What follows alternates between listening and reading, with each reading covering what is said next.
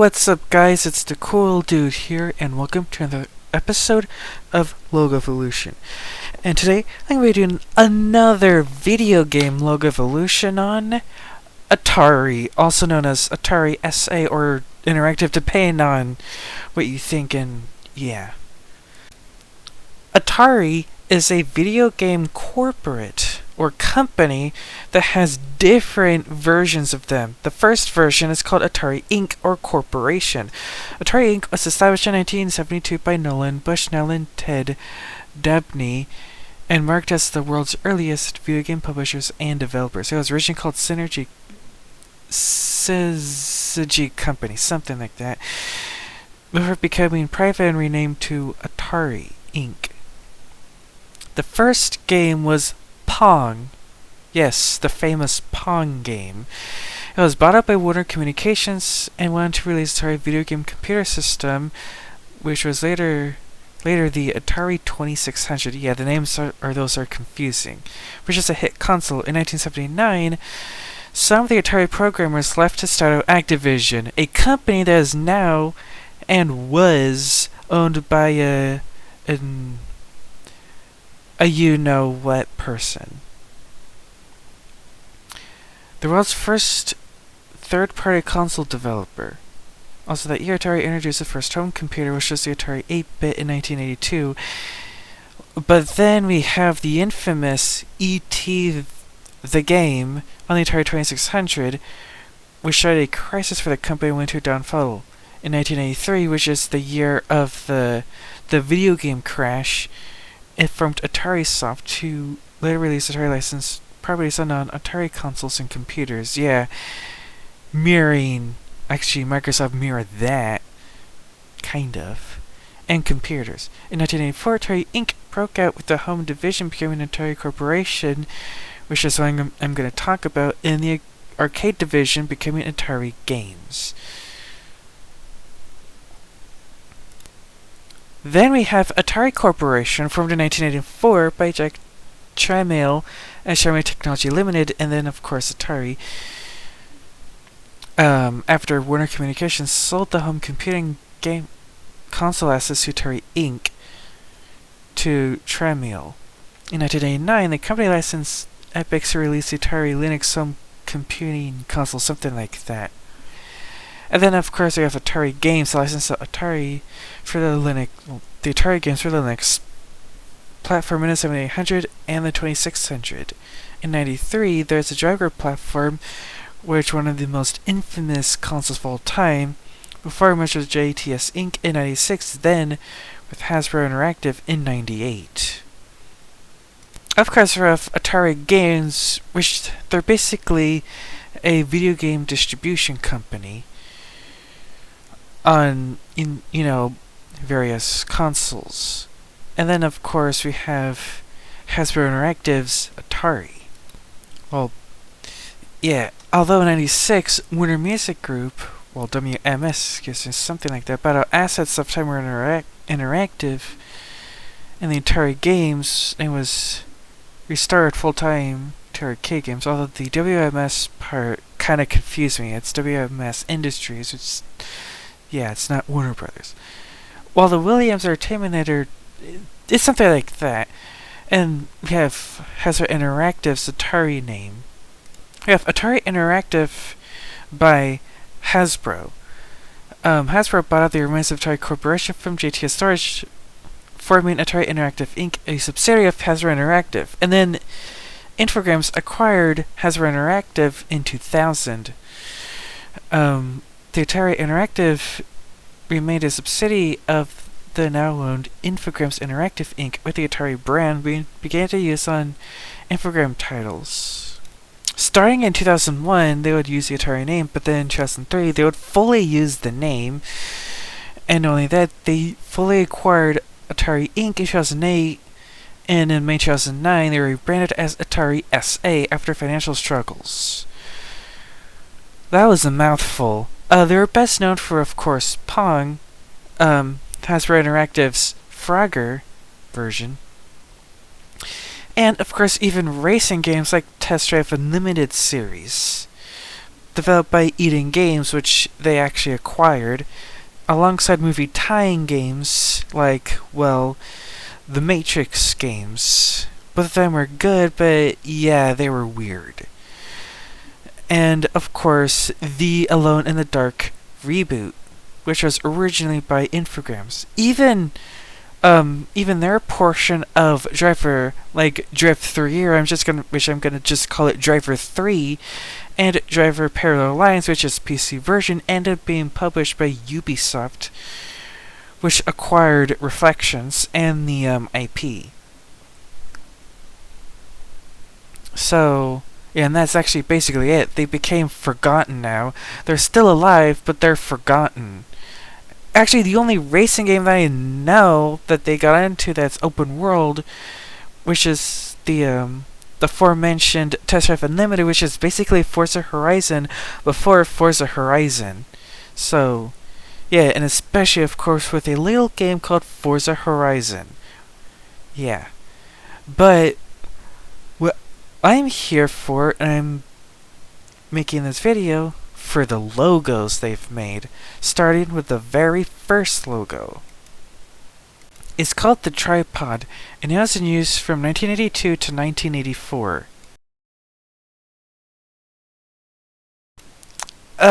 They're gonna be stills because I can't really find them. So, yeah, but regardless, it's good because it is Atari. I can't really say because of that. But going on to the next logo, though. The next logo is called Sky Tripod, and it was in use from 1982 to 1984 as well.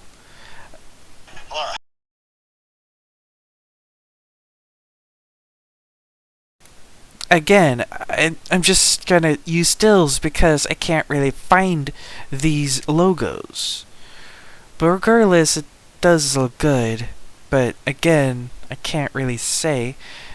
And on to the next logo. The logo is called the Pac-Man Tripod, and it was only in use in 1983.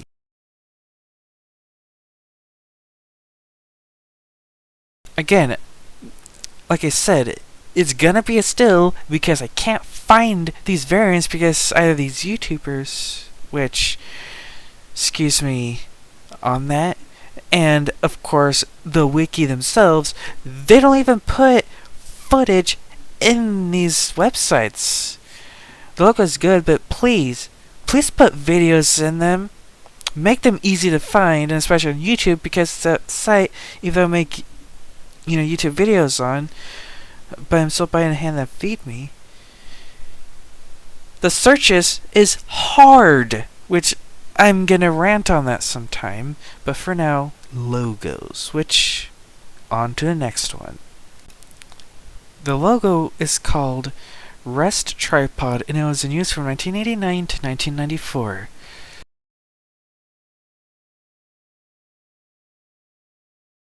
And then, of course, the logo is gonna be a still because I can't find these, footages.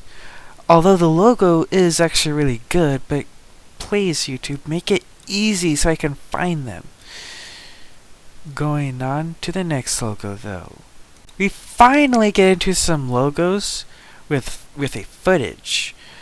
It's called Rainbow Tripod, and it was in use from 1986 to 1991.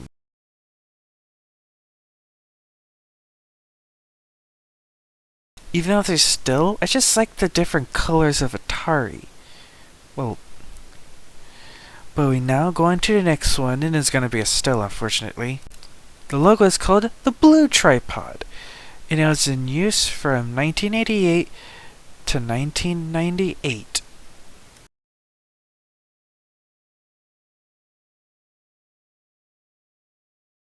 I got a little lost on the whole essence to Atari, but I'm only going to be talking about the blue one. The logo looks good in blue, though, but that's all I gotta say. Moving on to the next logo. It's called Futuristic Tripod, and it was in use from 1996 to 1999.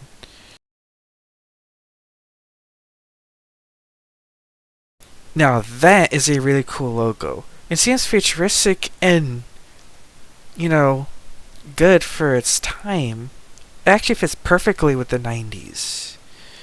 Considering at the time we did go into games that has like futuristic elements or sci-fi elements. So, yeah.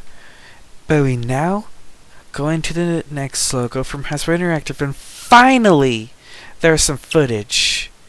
An actual footage. Yeah. Which the next logo is. The logo is called The Next Tetris, and it was only in use in 1999.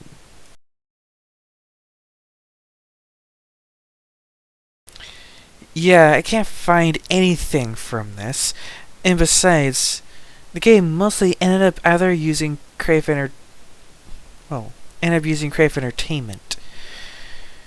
And yeah. It was only used on PlayStation PC. We finally get to some footage for real, starting with this one, which is called The Way to Play Tripod, and it was in use from 1999 to 2000.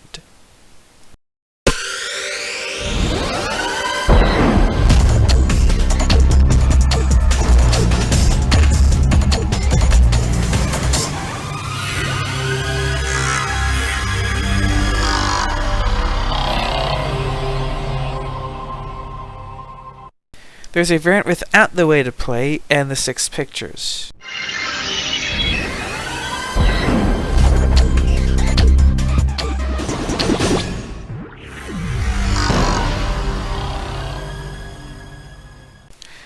Even though it can be weird, it's actually a really good logo, and it fits perfectly with the 90s.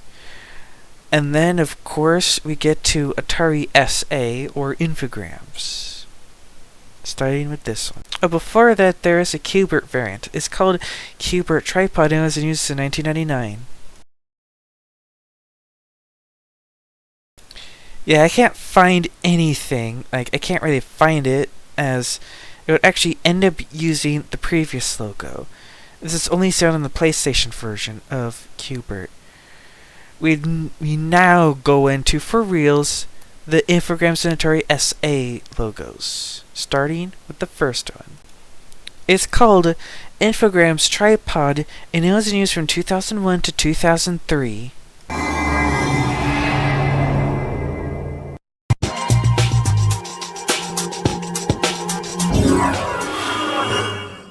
There's a white variant.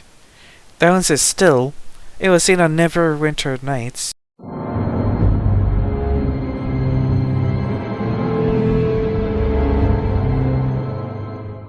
And there's a black version. The black version, the logo is in silver.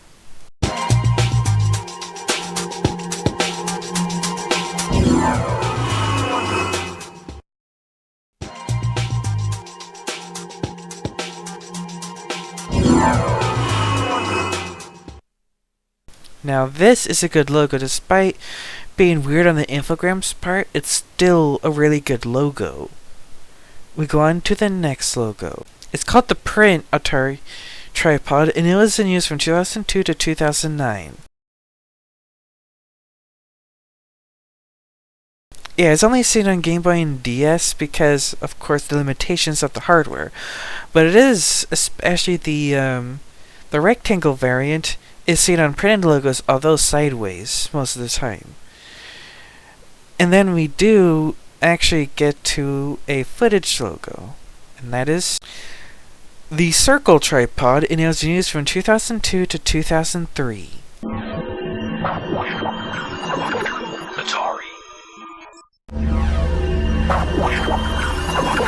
Atari. There is a white variant.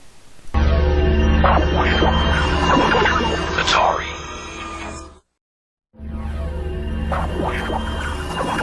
Atari. Now this is actually a good logo, especially how close to friendly it is. And yeah.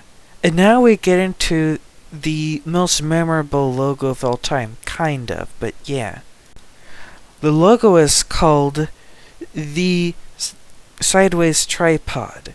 It was in use from 2003 to 2010. The original variant, kind of, would have the tripod filling up, and then it would go into the tripod.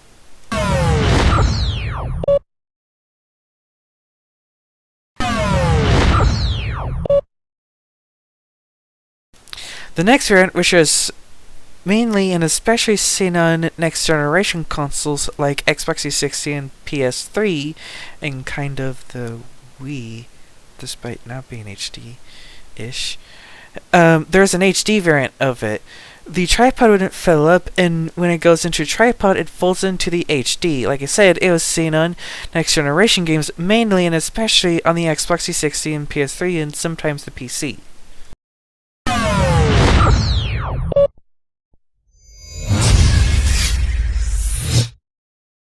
This is kind of a weird logo, especially with that loud synth in the beginning, but other than that, it is a good logo.